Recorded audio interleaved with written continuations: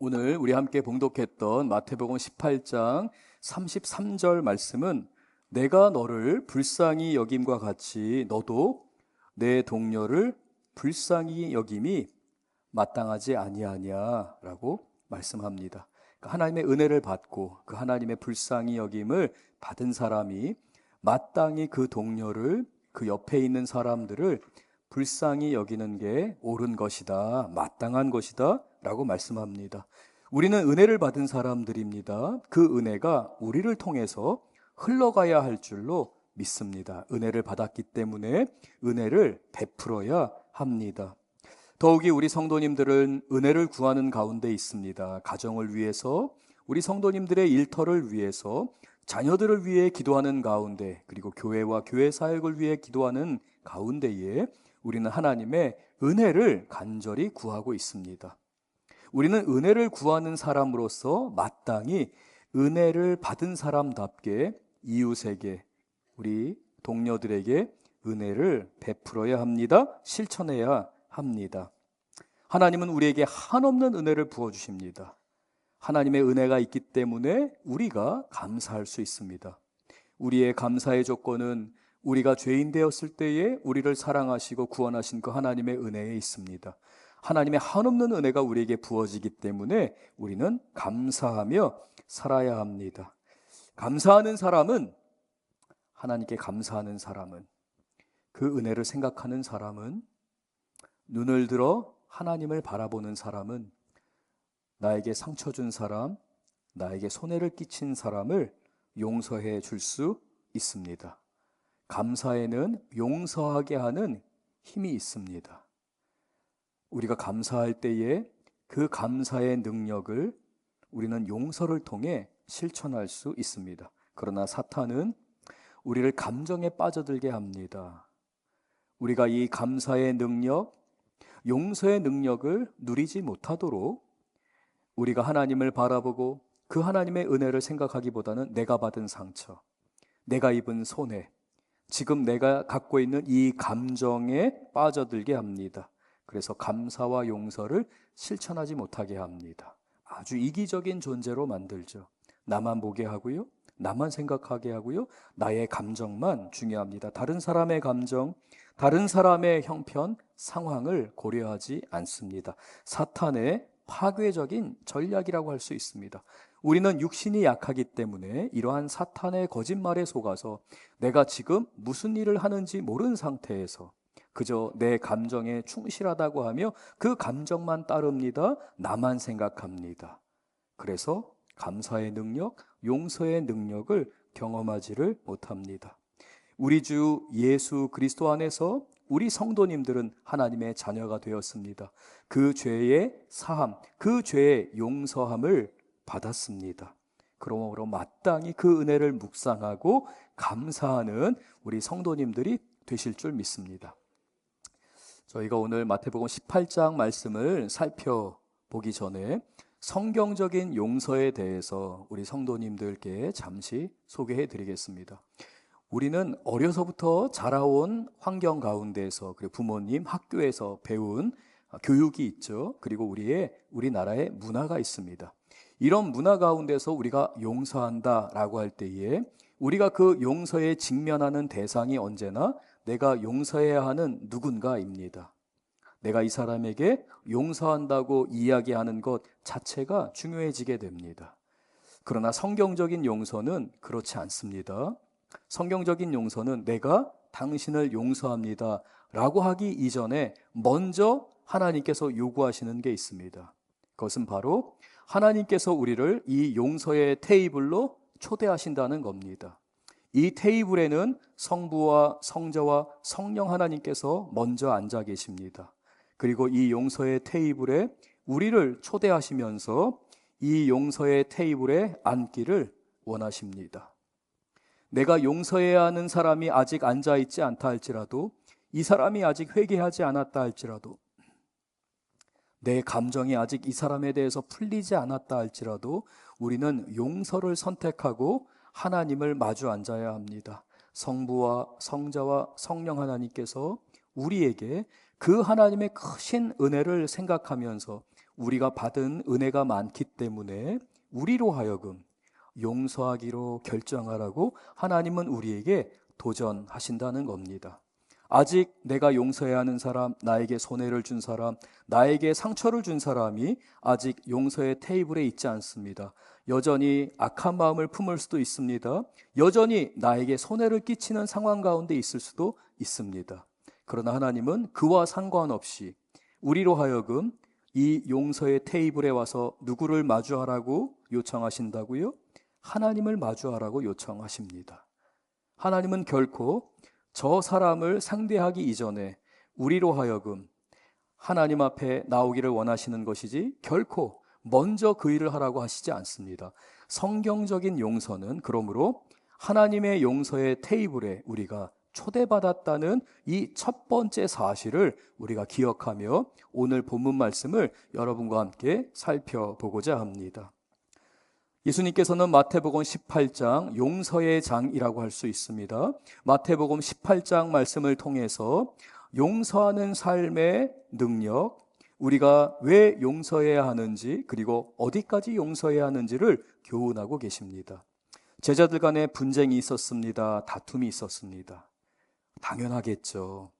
이 제자들이요, 지역도 다 다릅니다. 가지고 있는 직업도 다르고요, 기질도 천차만별입니다. 가치관이 다르고요, 자라온 환경이 서로 어쩜 그렇게 다른지 몰라요. 그래서 때로는 끼리끼리 모일 때도 있습니다.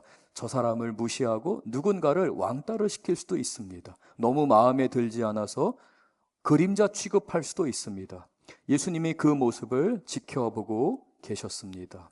베드로 안에 도저히 용서할 수 없는 누군가가 자리를 잡게 됩니다. 그래서 예수님께 물어봅니다. 예수님, 제가 7번까지 용서한다면 그것은 용서의 끝판왕이지 않겠습니까? 제가 용서를 완성한 것이 아닐까요? 7번까지 용서하는 것도 대단한 거지요. 베드로가 예수님께 질문을 합니다. 그때 예수님이 말씀하십니다. 베드로야, 7번뿐 아니라 7번을 70번씩 더하여서 용서하라 라고 말씀하시며 오늘 본문 말씀을 베드로와 제자들에게 설명해 주고 계시는데요.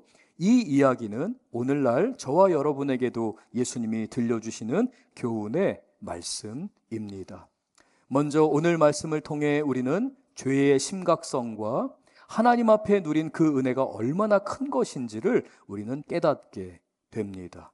우리가 누린 이 천국 백성의 자격, 죄사함의 은혜, 예수 그리스도 안에서 하나님의 자녀가 되고 죄를 용서받았다는 이 하나님의 은혜가 얼마나 큰지를 오늘 본문을 통해 우리는 깨닫게 되는데요. 25절 말씀을 보면 그러므로 천국은 그 종들과 결산하려 하던 어떤 임금과 같으니 라고 말합니다. 하나님의 나라는 결산을 하는 나라입니다. 손해를 본 것, 이익을 본 것에 대해서 결산을 하는 나라입니다. 충성했는지 불충성했는지를 결산하는 나라입니다. 하나님의 백성들, 하나님의 전적인 은혜로 값없이 은혜를 받은 하나님의 자녀들을 향해서 예수님께서는 하나님은 결산하시는 분이다 라고 말씀하십니다. 이제 많은 사람들이 임금에게 자신이 한 일에 대해 결산을 합니다. 어떤 사람은 정말 열심히 일을 해서 많은 이익을 거두었습니다. 그 임금의 나라를 풍요롭게 했습니다. 풍성하게 했습니다. 이 사람의 충성으로 인해서 그 나라가 부강하게 됐습니다. 나라가 부강해지니까 나라에 도움을 필요로 하는 가난한 사람들, 어려운 사람들을 임금이 도울 수 있었습니다. 야, 잘했다. 너는 많은 이익을 남겼구나. 몇 사람이 지나갑니다. 어떤 사람이 옵니다. 임금님, 저는 정말 열심히 일을 했습니다. 임금님께 칭찬받고 우리 나라를 생각하면서 열심히 일했습니다. 그런데 제가 남긴 것이 이거밖에 되지 않습니다. 일한 것에 비해서 결과가 너무나 작았습니다. 그래도 이 임금은 선한 임금입니다. 그래도 수고했다라고 말합니다. 백성들은 압니다. 그 신하들은 압니다. 이 임금이 종들을 대할 때에, 그 신하들을 대할 때에 어떠한 마음으로 대하는지를 잘 알고 있습니다. 이렇게 결산을 하는 동안에 느닷없이 이 나라에 엄청난 손해를 끼친 종을 발견하게 됩니다. 오늘 우리가 읽은 24절 말씀을 보면 이렇게 결산이 진행되는 동안에 그 나라에 10,000달란트의 손해를 입힌 종이 결산을 하게 되었습니다. 10,000달란트라고 하는 것은, 이 10,000달란트는 한 달란트가 그 당시 일을 하던 사람들, 군인들을 중심으로 해서 15년 이상 연봉의 금액에 해당하는 돈입니다. 10,000달란트면 한 군인이 몇 년을 일해야 얻을 수 있는 액수이겠습니까? 15만 년을 일해야 벌 수 있는 금액입니다. 굉장히 많은 금액입니다. 이것을 최대한 가장 적은 금액으로 계산을 해도 어림잡아 10조 원 정도가 됩니다. 아니, 도대체 한 종이 무슨 짓을 벌였길래 그 나라에 10조 원이나 되는, 이 당시로서는 도저히 가늠조차 할 수 없는 이러한 엄청난 손해를 끼쳤는가라고 생각할 수 있습니다. 여기에 예수님의 의도가 담겨 있습니다. 이와 같이 어떻게 저런 일이 벌어질 수 있어? 어떻게 저런 손해를 끼칠 수 있어? 라고 하며 사람들은 예수님의 이야기를 듣게 됩니다. 그런데 이 이야기를 들으면서 사람들은 깨닫게 되죠. 아, 내가 저 10,000달란트 빚진 자이구나. 내가 하나님 나라에서 하나님 나라에 큰 손해를 끼치는 자이구나. 그럼에도 불구하고 하나님이 나를 용서하시는구나. 예수님의 이 과장법에는 의도가 담겨 있다는 것입니다. 10조 이상의 큰 손해를 끼친 종을 보며 임금은 분노하게 됩니다. 임금은 그 종을 벌해야 했습니다. 나라의 기강을 세우고 그 나라를 좀 더 안정적이고 부강한 나라로 세우기 위해서는 일벌 100개의 훈계를 할 수밖에 없었고 일벌 100개의 마음으로 이 종을 벌해야만 했습니다. 25절 말씀을 보게 되면 이 종이 너무나 큰 손해를 끼치게 되었고 갚을 것이 없었기 때문에 주인이 명하여 선언을 합니다. 그 몸과 아내와 자식들과 모든 소유를 다 팔아 갚게 하라. 노예로 팔아버리라는 것입니다. 그 온 가족을 노예로 팔아서 조금이라도 손해를 보전하라 라고 말합니다. 임금의 목적은 말씀드린 것처럼 단순하게 그 어마어마한 액수의 손해를 조금이라도 메꾸려고 하는 의도보다는 나라를 올바로 세우고 나라를 다스리고자 하는 마음이 있었습니다. 그때에 이 종은 그 임금에게 반응합니다. 26절 우리 같이 한번 읽겠습니다. 마태복음 18장 26절입니다. 그 종이 엎드려 절하며 이르되 내게 참으소서 다 갚으리이다 하거늘. 왕이시여 저를 참아주시옵소서. 시간을 조금만 더 주시옵소서. 그러면 제가 갚겠나이다 라고 말하고 있습니다. 다시 한번 예수님께서는 과장법을 사용해서 이 종이 지금 얼마나 허황된 말을 하고 있는지를 우리 독자들에게, 우리 성도들에게 깨닫게 하기를 원하며 과장법을 사용하신 겁니다. 이 종은 지금 허풍을 부리고 있는 것입니다. 허세를 부리고 있는 것입니다. 어떻게 이 종이 어떤 시간이 주어진다고 해서 10조 원이나 되는 그 어마어마한 돈을 감히 갚을 수 있겠습니까? 그러나 그는 임금에게 간절히 외치며 제발 용서해달라고 합니다. 그런데 그 용서는 어떤 용서입니까? 시간을 달라는 것이었습니다. 시간을 허락해 준다면 내가 갚겠습니다. 거짓말입니다. 허세입니다. 그는 그런 능력이 없습니다. 그런 능력이 없음에도 불구하고 이렇게 허세를 부리고 있는 것이죠. 바로 저와 여러분의 모습일 수 있습니다.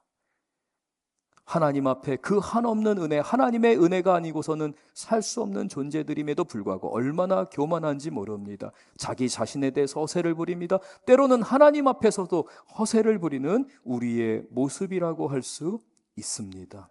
사랑하는 성도 여러분, 우리가 받은 이 은혜, 이 하나님의 은혜가 얼마나 큰지를 예수님은 우리에게 깨닫기를 원한다고 말씀하십니다. 1만 달란트 빚진 자, 그것은 무슨 수를 써도 갚을 수 없는 것입니다. 그런데 이 왕은 그 종을 탕감해 주기로 결정하는데요. 27절 말씀입니다.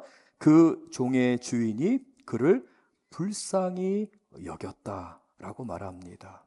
그는 허세를 부리고 있습니다. 갚을 능력도 없습니다. 그러나 시간만 조금 주십시오. 그러면 제가 갚겠습니다 라고 말합니다. 임금은 알고 있습니다. 그에게는 갚을 능력이 없다는 것을.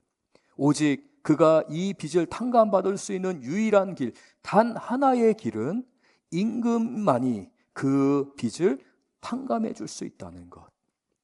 임금은 그것을 알기에 임금은 그를 불쌍히 여깁니다. 마음 안에서 불쌍히 여기는 마음이 찾아옵니다. 그래서 그를 놓아서 보내주기로 결정합니다. 놓아줘 보내줄 뿐만 아니라 그 모든 빚을 탕감하여 줍니다. 10조 원이라고 적혀져 있는 그 모든 문서를 다 왕이 찢습니다. 내가 너의 빚을 탕감하노라. 너는 이제 더 이상 10조 원의 손해와는 상관이 없는 자다 라고 임금은 불쌍히 여기고 그에게 은혜를 베풀어 줍니다. 수년 동안을 그는 잘못을 범하며 손해를 입히고 살았습니다. 잘해보려고 했지만 그의 허세가, 그의 교만이 결코 그를 성공적인 삶으로 이끌지 못했습니다. 그는 그저 그 육신 안에서 날마다 스트레스를 받고 괴로워하며 잠을 이룰 수밖에 없었습니다. 이걸 어떻게 하지? 이걸 걸리면 어떻게 하지? 그 빚을 내가 언제 갚지? 우리 비즈니스를 하는 성도님들은 아마 그 빚에 쫓기는 마음을 누구보다도 잘 아시리라 생각합니다. 하다못해 카드빚만 있어도 월급에서 그 카드빚이 나갈 때에 그 마음 가운데에 허전함을 느끼는데 일반인들도, 사업을 하는 사람들이 큰 돈을 은행에서 빌리게 됩니다. 또는 사채를 쓸 때도 있습니다. 빚을 갚아야 되는 날짜가 점점 다가옵니다. 그러면 많은 분들이 고백합니다. 잠을 이룰 수 없을 정도로 괴롭다고. 때로는 100만 원이 없어서 10만 원이 없어서 부도를 맞이해야 되는 경우도 있습니다. 끌어다가 다 끌어다 씁니다. 그래서 그 빚을 갚아야 하는데 갚지 못할 때에 잠 못 이루는 밤, 그 가운데서 고통당하는 자신과 가족들을 보는 그 괴로움을 이야기할 때에 참 제 마음이 많이 아프게 되는데요. 이 종이 그 수많은 빚으로 인해서 그는 너무나 괴로운 시간들을 보냈을 겁니다. 그런데 왕이 그 모든 것을 다 탕감하여 줍니다. 오늘 밤부터 나는 편안하게 잘 수 있습니다. 내 인생을 짓누르고 있던 그 짐이 홀가분하게 벗겨진 겁니다. 얼마나 기쁜지 모릅니다. 어떻게 해야겠습니까? 집으로 달려가야 됩니다. 집에 가서 아내에게 이야기해 줘야 됩니다. 또 아이들에게 이야기해 줘야 되겠죠. 이 사람은 허세가 많았기 때문에 제가 조금 더 살을 붙여서 이야기하자면 아마도 이 사람은 그렇게 집에 달려가서 무슨 일이 있었는 줄 알아? 오늘 엄청난 일이 있어서 내가 무슨 경험을 했는지 알아? 얘들아, 이리 와봐. 아빠가 오늘 이런 일을 경험해서 우리가 노예로 팔려갈 뻔했어. 그런데 아빠가 여기에서 기지를 발휘해서 허세를 부리며 마치 자기가 이러한 결과를, 왕의 은혜를 자기가 얻어낸 것처럼 허세를 부리며 아이들에게 이야기했을지도 모릅니다. 그래도 용납할 만합니다. 그 빚이 탕감받았기 때문에 얼마나 기쁘겠습니까? 그러나 이 종은 은혜를 받았음에도 불구하고 은혜 받은 사람답게 살지 못하는 허세가 있을 뿐만 아니라 자기 중심적이고 완악한 사람이었습니다. 그래서 그는 그 왕궁을 나가면서 한 사람의 얼굴을 떠오르게 됩니다. 28절 말씀 우리 같이 한번 읽겠습니다. 그 종이 나가서 자기에게 100다나리온 빚진 동료 한 사람을 만나 붙들어 목을 잡고 이르되 빚을 갚으라 하매. 왕궁을 나가는데 집으로 달려가도 시원찮은데 왕궁을 나가자마자 누구의 얼굴이 떠올랐냐면 자기에게 석 달치 월급에 해당하는 약 500만 원에서 600만 원 정도 되는 그 빚을 지은 자기 동료가 생각이 났습니다. 오늘 본문 28절 말씀은 빚진 동료 한 사람을 만나라고 되어 있지만 이 부분은 헬라어 원어에 조금 더 가깝게 해석을 하자면 이렇게 해석할 수 있습니다. 그 종이 나갔을 때에 자신에게 100데나리온을 빚진 동료 종들 중 한 명을 찾아 의도적으로 찾은 것입니다.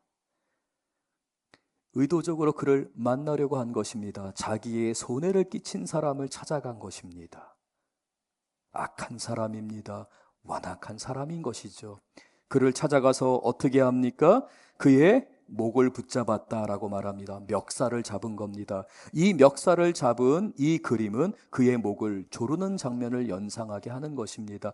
예수님은 이 이야기를 통해서 이 종이 은혜를 받았음에도 불구하고 석 달 정도의 500만 원에서 600만 원 정도 되는 빚을 지은 그 동료를 의도적으로 찾아가서 그에게 육체적인 위해를 가하며 돈을 갚으라고 윽박을 지르고 있다라고 이야기를 우리에게 전해주시는 겁니다.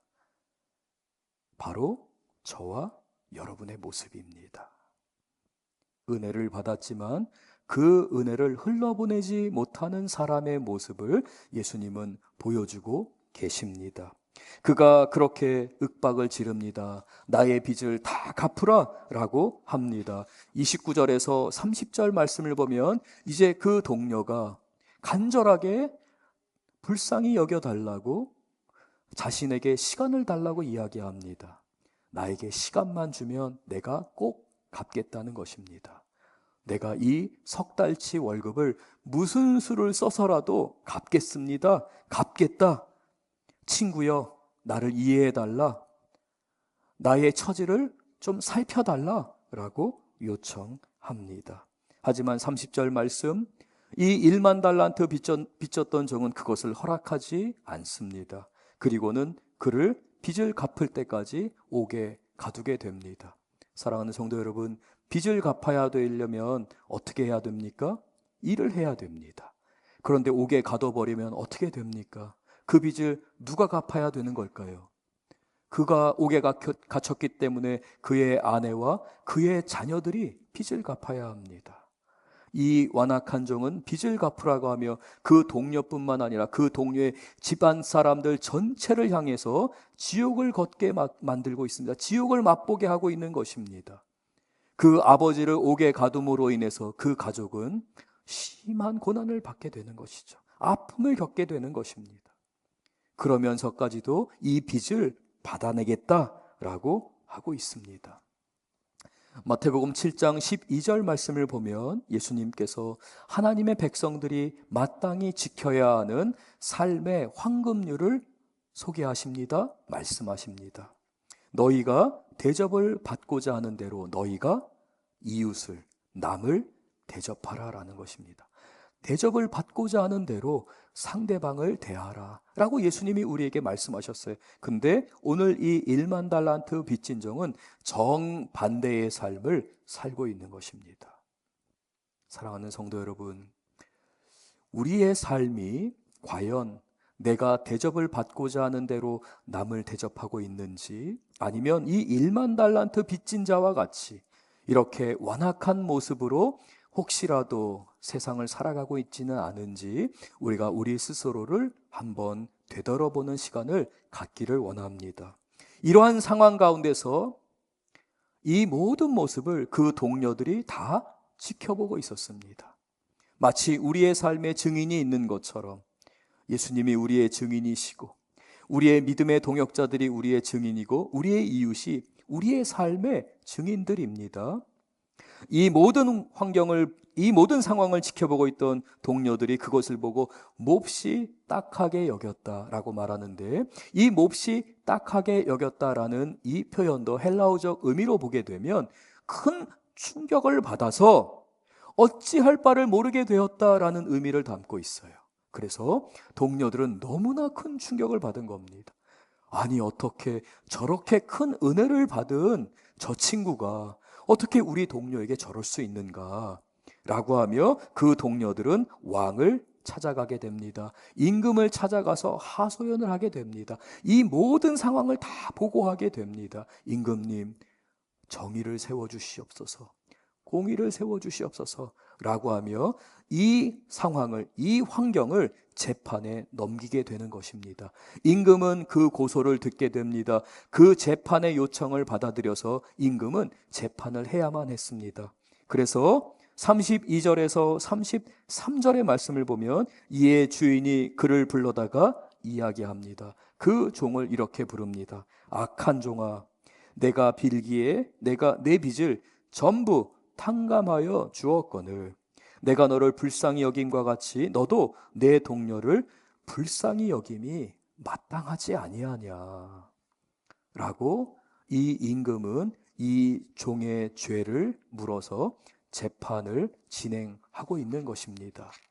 그리고는 그가 용서하지 않았기 때문에 그에게 선언합니다. 은혜를 받았음에도 불구하고 그 은혜의 자리에 머무르며 그 은혜를 흘려보내지 않은 사람은 결국 자기 스스로 자기의 감옥에 갇히게 된다는 것을 오늘 성경은 우리에게 말씀하고 있습니다.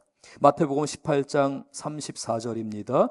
주인이 노하여 그 빚을 다 갚도록 그를 옥졸들에게 넘기니라. 우리 성도님들 가운데에 제가 혹시라도 오해하는 성도님들이 계실까봐 한 가지를 분명히 짚고 넘어가겠습니다. 여기서의 이 빚은 1만 달란트의 빚을 말하는 게 아닙니다. 왜냐하면 이 1만 달란트는 이미 임금이 다 탕감을 해 주었습니다. 이 임금은 그 빚을 다시 소환하는 그런 임금이 아닙니다.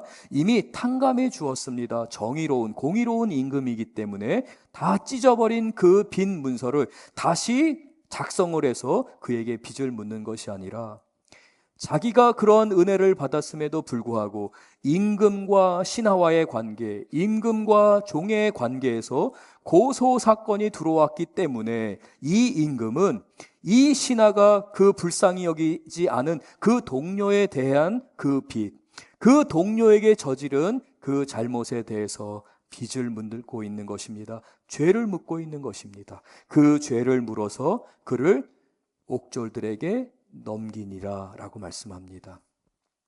여기에 사용된 이 옥졸들이라는 표현은 고문하는 자, 신문하는 자라는 뜻입니다. 무슨 말입니까? 단순하게 옥문을 지키는 옥졸들이 아니라 그 옥문 가운데서 그를 고문하는 자들입니다. 예수님은 이 비유를 통해서 우리가 용서를 하지 않을 때에 우리의 마음의 방해, 우리가 용서하지 않은 그 사람과 그리고 우리가 용서하지 않은 그 상황 가운데 우리가 스스로 그 감옥에 갇혀서 그 용서하지 않은 자를 계속해서 묵상하면서 아파하고 정서가 메말아가고 그 아픈 정서와 그 마음으로 인해서 이제 육체까지 상하게 되는 우리의 상태를 오늘 말씀을 통해 예수님은 설명해 주고 계십니다. 실제로 상담학이나 또는 심리학을 전공하신 영역에 있는 분들의 연구에 의하면 용서하지 않는 사람의 마음에 나타나는 증상들이 있는데요. 우울증, 분노 폭발, 걱정과 근심, 두려움, 그리고 종종 나타나는 중독 증상까지 용서를 하지 않은 마음 때문에 중독에 빠지게 된다라고 말하는 학자들도 있습니다. 편집증, 무절제함, 그리고 말씀드린 것처럼 단순하게 마음의 문제가 아니라 용서하지 못하고 쓴뿌리를 갖고 살고 그렇게 마음 가운데에 그 쓴뿌리로 아파하고 이를 갈며 살게 되면 육체적인 아픔의 증상까지 나오게 된다라고 말합니다. 그래서 예수님은 저와 여러분에게 너희에게 손해를 끼친 사람, 너희에게 죄를 범하고 너희에게 상처를 준 사람을 용서하라.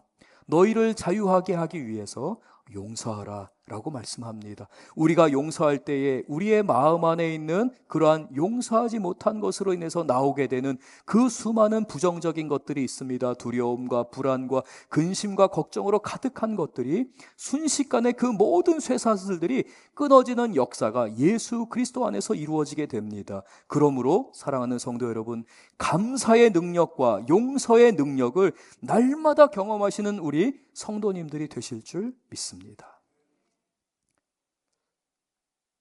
그런데 용서가 쉽지가 않아요.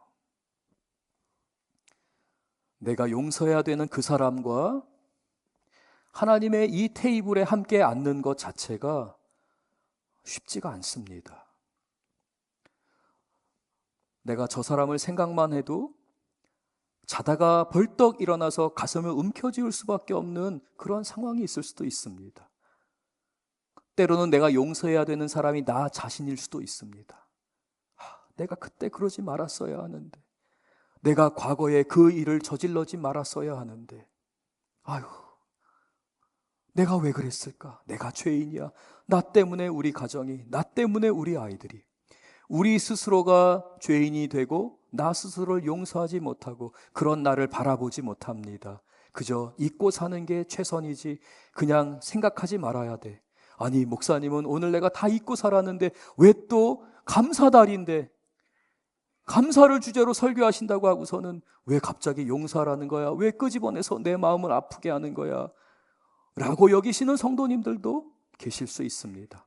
사랑하는 성도 여러분, 예수님께서는 저와 여러분을 해방시켜 주시기 위해서, 저와 여러분을 고쳐주시기 위해서 우리로 하여금 성부와 성자와 성령 하나님이 앉아 계시는 이 용서의 테이블에 앉기를 원하십니다.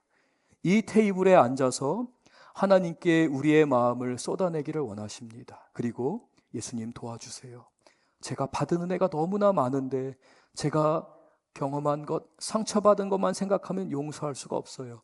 저는 용서해야 되는데 더 많은 은혜를 받았는데 제가 능히 용서하고도 남을 만한 은혜를 받았고 앞으로 받을 은혜가 넘침에도 불구하고 제가 못하고 있습니다. 예수님 용서해 주세요. 도와주세요. 예수님 제가 용서할 수 있게 해주세요. 우리가 간구할 때에 주님은 우리를 해방시켜 주십니다.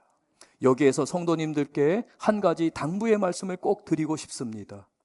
우리는 잘못된 용서의 개념을 갖게 되면 때로는 우리가 아직 상대방이 회개하지 않았고 뉘우치지 않았음에도 불구하고 먼저 아직 회개하지 않은 내가 용서해야 하는 사람에게 가서 이렇게 섣불리 이야기할 때가 있습니다.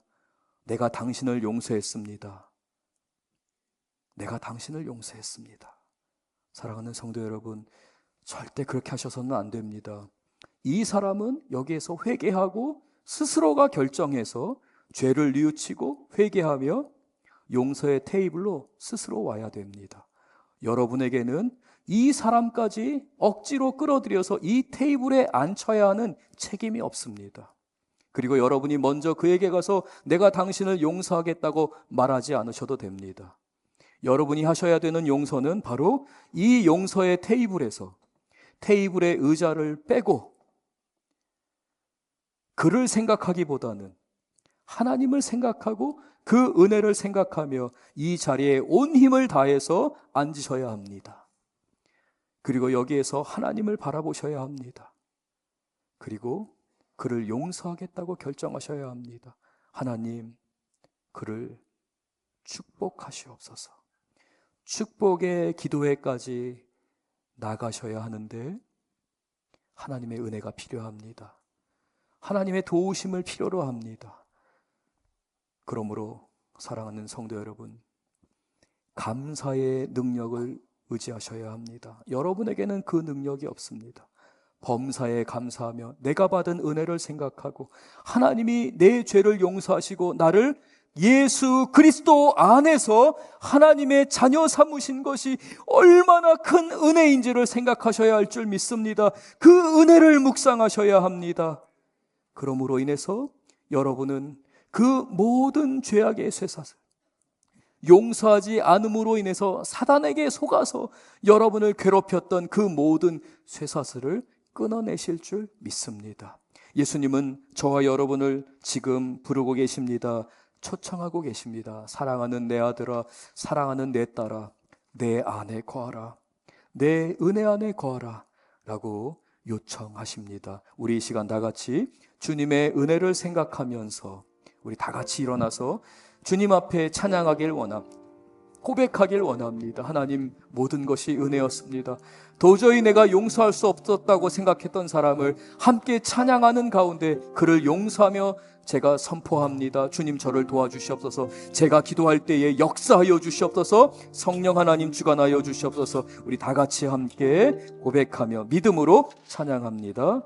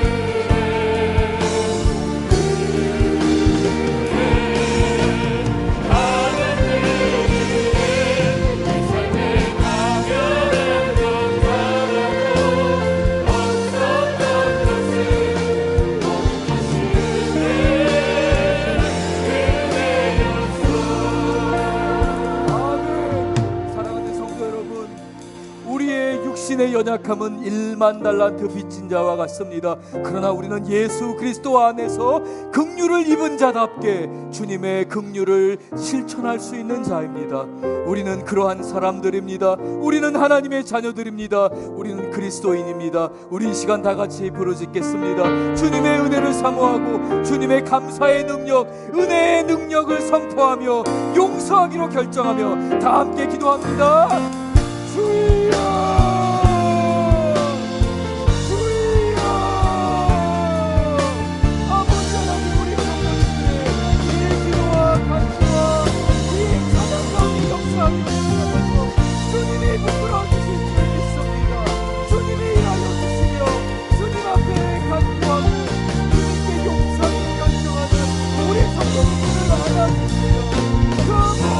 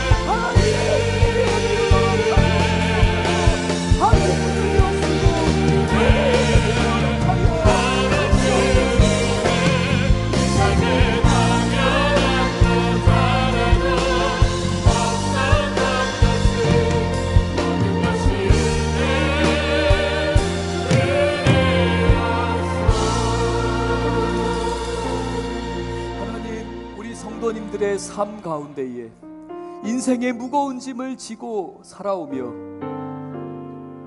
그 무거운 짐 주님께 맡기라 말씀하실 때에 순종하길 원합니다. 하나님, 우리 성도님들 마음을 만지시며 우리 예수님께서 우리 성도님들에게 고백하시는 줄 믿습니다. 내가 너를 안다고 고백하시는 줄 믿습니다. 내가 너를 이해한다고 말씀하시는 줄 믿습니다. 우리 예수님께서 용서하라, 은혜를 베풀라, 긍휼을 베풀라, 불쌍히 여기라 말씀하셨기에 하나님의 교회가, 우리 석천제일교회가, 우리 교우들이, 우리 성도님들이 순종하길 원합니다. 역사하여 주시옵소서. 성도님들의 삶과 가정 가운데에 하나님 감사의 능력, 용서의 능력으로 열매 맺게 하여 주시옵소서. 예수님 이름으로 기도드렸습니다. 아멘.